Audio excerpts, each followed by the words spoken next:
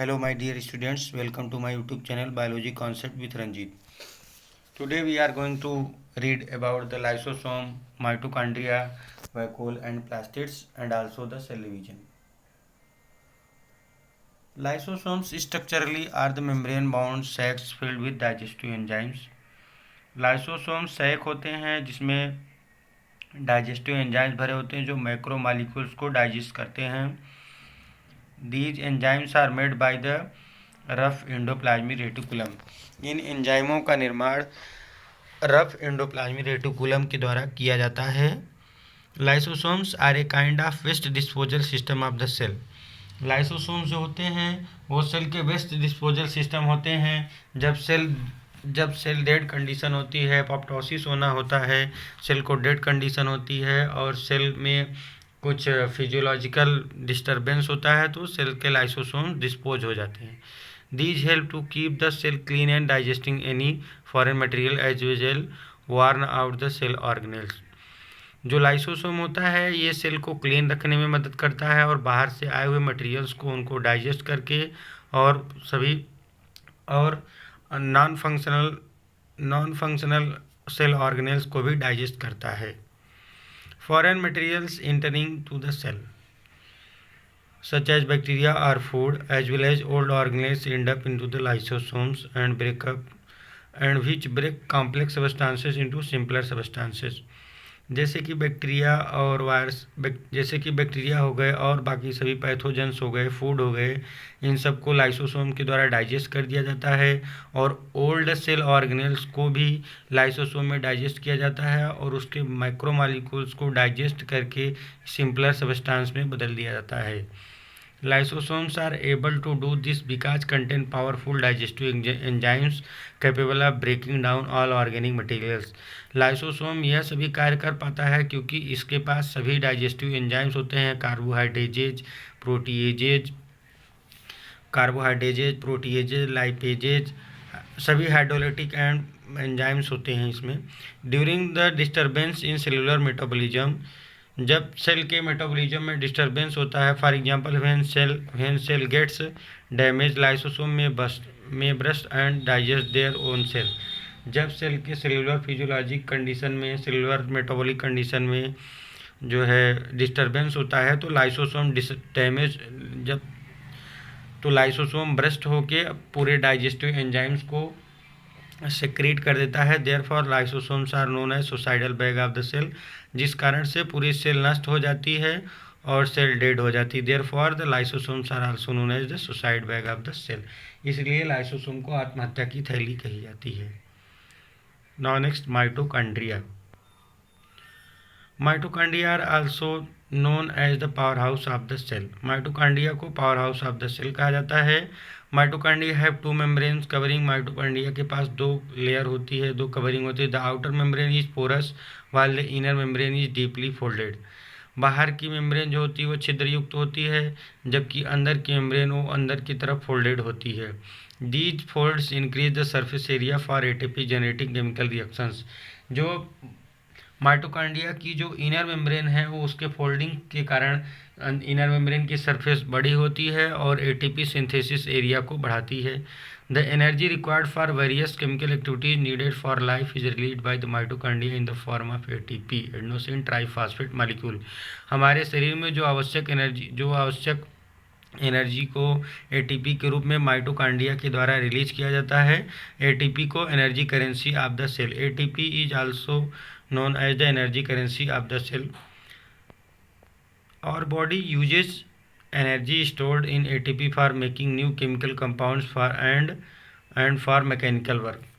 ATP का उपयोग हमारे बॉडी में न्यू केमिकल कंपाउंड्स को बनाने के लिए और हमारे बॉडी को मैकेनिकल वर्क चलने फिरने में मदद करता है. Mitochondria are the strange organelles in the sense that they have their own DNA and ribosome. Mitochondria ऐसे सेल ऑर्गेनेल्स होते हैं जिनके पास खुद का डीएनए और राइबोसोम होता है. Therefore they are also known as semi autonomous organelles.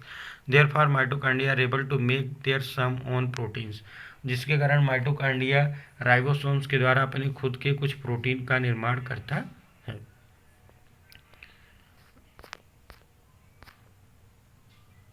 Now next, plastids.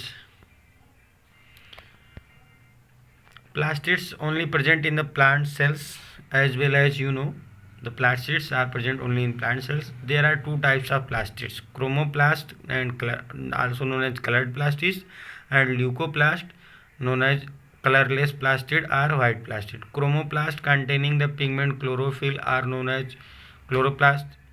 जो क्रोमोप्लास्ट होते हैं कलर्ड, उसमें अगर क्लोरोफिल पिगमेंट है तो जो क्लोरोप्लास्ट कहा जाएगा. Chloroplast are important for the photosynthesis in plants. Chloroplast जो होते हैं वो पौधों में फोटोसिंथेसिस का साइट प्रोवाइड करते हैं. Chloroplast also contain various yellow और orange pigments in additional to chlorophyll. Chloroplast के पास और विभिन्न प्रकार के रंगयुक्त पिगमेंट, रंगयुक्त रंजक होते हैं, जैसे येलो कलर के हो सकते हैं, ऑरेंज कलर के होते हैं, जो क्लोरोफिल के अलावा होते हैं. Leucoplast are primarily organelles in which material such as starch, oil and protein granules are stored. जो ल्यूकोप्लास्ट होते हैं उनमें स्टार्च का जो है स्टार्च को सिंथेसिस करके उसको स्टोर किया जाता है. ऑयल को, प्रोटीन को और सभी ग्रेन्यूल्स को इस ल्यूकोप्लास्ट में स्टोर किया जाता है. The internal organisation of the chloroplast consist of numerous membrane layers embedded in a material called stroma. अगर हम क्लोरोप्लास्ट की संरचना देखते हैं तो उसके अंदर बहुत सारी जो है मेम्ब्रेन की जैसी संरचनाएं पाई जाती हैं जो स्ट्रोमा में धसी हुई होती हैं. These are the similar to mitochondria in external structure. ये सभी माइटोकांड्रिया के जैसे ही बाहर के संरचना के जैसे दिखाई देती हैं. Like mitochondria, plastid also have their own DNA and ribosomes. Mitochondria की तरह प्लास्टिड में भी डीएनए और राइबोसोम पाया जाता है. Now next, vacuoles. Vacuoles are storage sac are full solid contents. Vacuoles जो होते हैं ये सभी सैक लाइक स्ट्रक्चर्स होते हैं जो सॉलिड को और लिक्विड को ये अपने आप में पैक रखते हैं. Vacuoles are small size in animal cells while plant cells है वेरी लार्ज वैक्यूल्स. जो वैक्यूल्स होते हैं ये एनिमल सेल में बहुत छोटे छोटे होते हैं और प्लांट सेल्स में बड़े हो सकते हैं, जिनकी size the central vacuole of plant cells में भी occupy 50 to 90% of the cell volume. जो सेंट्रल वैक्यूल्स होते हैं वो प्लांट सेल में 50 से 90% तक का वॉल्यूम को ये ऑक्यूपाई कर सकते हैं. In plant cells vacuoles are full of a cell shape and provide turgidity and rigidity to the cell. Plant cells में जो वैक्यूल्स होते हैं ये पौधे को टर्जिडिटी प्रोवाइड करते हैं, ट्रिगर प्रेशर देते हैं और रिजिडिटी कठोरता प्रदान करते हैं. Many substances of important in the life of plant cells are stored in vacuoles. जो सभी सबस्टांस, वो सभी पदार्थ जो प्लांट के सेल लाइफ में इम्पॉर्टेंट होते हैं उनका सभी स्टोर होते हैं वैक्यूल्स में. दीज इंक्लूड्स अमाइनो एसिड्स होते हैं, शुगर्स होते हैं, वेरियस ऑर्गेनिक एसिड्स होते हैं, बहुत सारे कार्बनिक पदार्थ होते हैं, कुछ प्रोटीन्स होते हैं. As like in single cell organism like amoeba the food vacuoles contains the food items amoeba has to consume. अगर हम एग्जांपल लें अमीबा को, तो अमीबा के वैक्यूल्स में जो उसके सभी फूड पार्टिकल्स अवेलेबल होते हैं जिसको अमीबा कंज्यूम करता है. In some unicellular organism specialised vacuoles are also play role in the expelling excess water and some wastage water from the cell. In another unicellular organism as like Paramecium and Euglena, there has the many vacuoles which expels water from waste material from the cell. Paramecium में, amoeba में कुछ ऐसे vacuoles होते हैं जो उनके शरीर में उपस्थित अधिक पानी की मात्रा को बाहर उनको एक्सपेल करते हैं.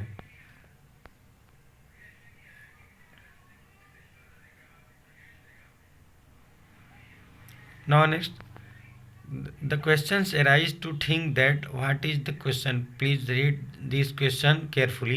Can you name the two organisms which have studied that contain their own genetic material? These are the chloroplast and mitochondria. Answer is chloroplast and mitochondria. Now next, if the organization of a cell is destroyed due to some physical or chemical influence, what will happen? There will be the brustation of the lysosome, suicidal bag. What are the lysosomes known as suicidal bag, why are lysosomes known as suicide bag. Lysosome को suicide bag क्यों कहा जाता है, क्योंकि जब lysosome की सभी enzymes बाहर रिलीज हो जाते हैं तो सेल की डेथ हो जाती है, सेल का स्वयं डेथ हो जाती है, that's why it is also called as suicidal bag. Where are the protein synthesised inside the cell, cell के अंदर प्रोटीन्स का निर्माण कहाँ होता है, रफ एंडोप्लाज्मिक रेटिकुलम में। Now next, each cell thus acquires its structural and ability to function because the organization of its membrane and cell organs in a specific way। सभी कोशिकाएं आपस में मिलकर सभी स्ट्रक्चर्स को ऑर्गेनाइज करती हैं और उनके फंक्शन जो है लगातार चलते रहते हैं, और इनकी जो मेम्ब्रेन्स होती हैं और इनके सेल ऑर्गेनल्स हैं वो स्पेसिफिक वे में अरेंज होते हैं जो सेल की सभी रिएक्शंस को कैरी आउट करते हैं। The cell thus has a basic structural organisation, इसी प्रकार जो कोशिका होती है ये बेसिक ऑर्गेनाइजेशन होती है, ये संरचनात्मक संगठन है बॉडी के, वो this help the cell to perform function like respiration, इस प्रकार के अरेंजमेंट जो है रिस्पायरेशन में, डाइजेशन में, न्यूट्रिशन में and clearing of waste material and forming of new proteins में हेल्प करते हैं।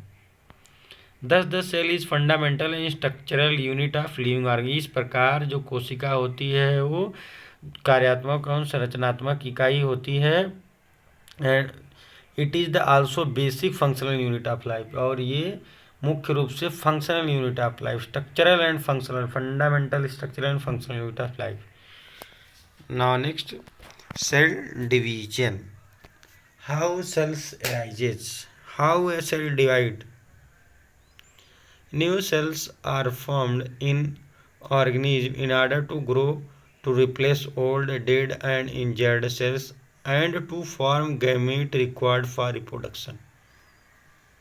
कोशिका विभाजन, सेल डिवीजन, न्यू सेल्स को, नए सेल्स को बनाने के लिए होता है, या पुरानी कोशिकाओं की जो डेड सेल्स हैं वहाँ नए सेल्स को बनाने के लिए, या कुछ इंजर्ड सेल होती हैं उनको रिप्लेस करने के लिए, या फिर गैमेट फॉर्मेशन जो रिप्रोडक्शन में हेल्प करते हैं उनके लिए सेल डिवीजन होता है।